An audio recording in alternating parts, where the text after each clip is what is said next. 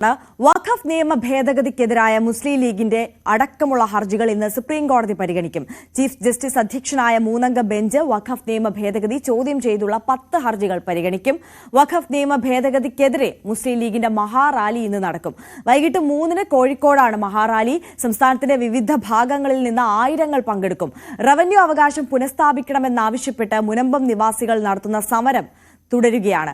കേന്ദ്ര ന്യൂനപക്ഷ മന്ത്രി കിരൺ റിജിജുവിന്റെ സന്ദർശനത്തോടെ പ്രശ്നത്തിന് പരിഹാരമുണ്ടാകുമെന്ന് മുനമ്പം നിവാസികൾ പ്രതീക്ഷിച്ചിരുന്നുവെങ്കിലും മുനമ്പത്തുകാർ നിയമ പോരാട്ടം തുടരേണ്ടി വരുമെന്നാണ് മന്ത്രി പറഞ്ഞത്.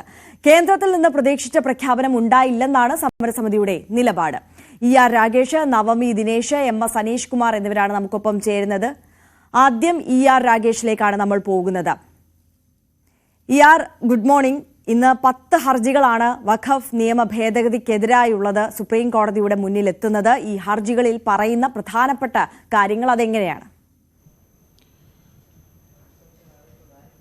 നവമി, വഖഫ് നിയമത്തിന് ആര്യ, ഗുഡ് മോർണിംഗ്. ഏതായാലും വഖഫ് നിയമത്തിനെതിരെ ഒരു കൂട്ടം ഹർജികളാണെന്ന് സുപ്രീം കോടതി പരിഗണിക്കുന്നത്. പ്രധാനമായും മുസ്ലിം ലീഗിന്റെ ഹർജിയുണ്ട്, ഒപ്പം തന്നെ കോൺഗ്രസിന്റെ ഹർജിയുണ്ട്. അങ്ങനെ ഒരു കൂട്ടം ഹർജികൾ ഇന്ന് സുപ്രീം കോടതി പരിഗണിക്കുകയാണ്. സമസ്ത അടക്കമുള്ളവർ ഈ ഹർജിയുമായി മുന്നോട്ട് പോയിട്ടുണ്ട്. പ്രത്യേകിച്ച് ലീഗ് സമർപ്പിക്കും മുമ്പ് തന്നെ സമസ്ത ഈ ഹർജി നൽകിയിരുന്നു. അങ്ങനെ ഒരു കൂട്ടം ഹർജികൾ ഇതിനോടകം തന്നെ 10 ഹർജികൾ നിലവിൽ ലിസ്റ്റ് ചെയ്തിട്ടുണ്ട്. ഇതുകൂടാതെ മറ്റു ചില രാഷ്ട്രീയ കക്ഷികളും സമാനമായ രീതിയിൽ ഹർജിയുമായി സുപ്രീം കോടതിയെ സമീപിച്ചിട്ടുണ്ട്. അതിലൊന്ന് CPM ആണ്, 2 CPI ആണ്, ഒപ്പം തന്നെ YSR കോൺഗ്രസ് നൽകിയിട്ടുണ്ട്, തൃണമൂൽ കോൺഗ്രസ് സുപ്രീം കോടതിയെ സമീപിച്ചിട്ടുണ്ട്. അപ്പോൾ ഈ എല്ലാ ഹർജികളുമാണ് ഇന്ന് ചീഫ് ജസ്റ്റിസ് അധ്യക്ഷനായ ബെഞ്ച് മുമ്പാകെ വരുന്നത്. ഏതായാലും 2 മണിക്ക് ശേഷമാണ് ഈ ഹർജി പരിഗണിക്കുക. പ്രധാനമായും ഈ ആവശ്യപ്പെടുന്നത് ഭരണഘടനാ വിരുദ്ധമാണ്, പ്രത്യേകിച്ച് മുസ്ലിങ്ങളുടെ അവകാശങ്ങൾ ന്യൂനപക്ഷ വിരുദ്ധമാണ്, അതിലെ പല വ്യവസ്ഥകളും എന്ന വാദമാണ് ഉന്നയിക്കുക. പ്രത്യേകിച്ച് ഈ ട്രൈബ്യൂണലിൽ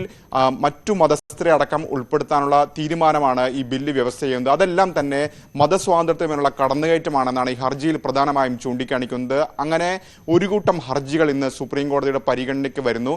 ഇതിനോടകം തന്നെ കേന്ദ്ര സർക്കാർ ഒരു തടസ്സ ഹർജി ഫയൽ ചെയ്യുകയും ചെയ്തിട്ടുണ്ട് ഇതിനെതിരെ. കാരണം കേന്ദ്ര സർക്കാർ ഇതിൽ ചൂണ്ടിക്കാണിക്കുന്ന പ്രധാനപ്പെട്ട കാര്യം, ഒരു ഓർഡർ അല്ലെങ്കിൽ ഉത്തരവ് കോടതിയുടെ ഭാഗത്തുനിന്ന് ഉണ്ടാകരുത്. അങ്ങനെ ഒരു ഉത്തരവിലേക്ക് കോടതി പോകുന്നതിന് മുൻപ് കേന്ദ്ര സർക്കാരിന്റെ വാദങ്ങൾ കൂടി പരിഗണിക്കണം എന്നാണ് പ്രധാനപ്പെട്ട വാദമായി ഉന്നയിക്കുന്നത്. അപ്പോൾ ഇന്ന് ഏതായാലും ഒരു വിശദമായ വാദത്തിലേക്ക് കടക്കുമോ എന്ന് വ്യക്തമല്ല. ഏതായാലും ഈ കേസിന്റെ അല്ലെങ്കിൽ വഖഫ് നിയമം ഇതിനോടകം തന്നെ പ്രാബല്യത്തിൽ വന്നിരിക്കുന്നു. രാഷ്ട്രപതി ഒപ്പിട്ടിരിക്കുന്നു. ഈ 2 സഭകളും ഈ ബില്ല് പാസ്സാക്കിയതിന് പിന്നാലെ രാഷ്ട്രപതി അത് ഒപ്പിട്ടിരിക്കുകയാണ്. അപ്പോൾ നിയമമായി കഴിഞ്ഞു. അപ്പോൾ ഇനി എന്തായിരിക്കും അതിന്റെ തുടർ നടപടികൾ തുടങ്ങിയ കാര്യങ്ങളിലൊക്കെ തന്നെ ഈ കേസ് കേന്ദ്ര സർക്കാരിനെ സംബന്ധിച്ച് നിർണായകമാണ്. ഏതായാലും 6 സംസ്ഥാനങ്ങൾ ഈ ബില്ലിനെ അനുകൂലിച്ചുകൊണ്ട് ഈ കേസിൽ കക്ഷി ചേരാൻ കൂടി അപേക്ഷ നൽകിയിട്ടുണ്ട്. അത് പ്രത്യേകിച്ച് BJP ഭരിക്കുന്ന സംസ്ഥാനങ്ങളാണ്. മഹാരാഷ്ട്രയുണ്ട്, ഹരിയാനയുണ്ട്, ഛത്തീസ്ഗഡ് അടക്കമുള്ള സംസ്ഥാനങ്ങളുണ്ട്. അങ്ങനെ 6 സംസ്ഥാനങ്ങൾ ഇതിലെ കക്ഷി ചേരാൻ കൂടി അപേക്ഷ നൽകിയിട്ടുണ്ട്. അതിലും ഒരു തീരുമാനം കോടതിയുടെ ഭാഗത്തുനിന്ന് ഉണ്ടാവുകയും ചെയ്യും. ഏതായാലും 2 മണിക്ക് ശേഷമാണ് ചീഫ് ജസ്റ്റിസ് അധ്യക്ഷനായ ബെഞ്ച് ഹർജി പരിഗണിക്കുന്നത്. ആര്യ, തീർച്ചയായും രാഗേഷാണ് നാഷണൽ ഡെസ്കിൽ നിന്ന് വിവരങ്ങൾ നൽകിയത്. രാഗേഷ് സൂചിപ്പിച്ചതുപോലെ തന്നെ ഈ വഖഫ് നിയമ ഭേദഗതിക്കെതിരായിട്ടുള്ള പുതിയ നിയമത്തിനെതിരായിട്ടുള്ള ഹർജികൾ ഇന്ന് സുപ്രീം കോടതിയുടെ പരിഗണനയിലേക്ക് എത്തുകയാണ്.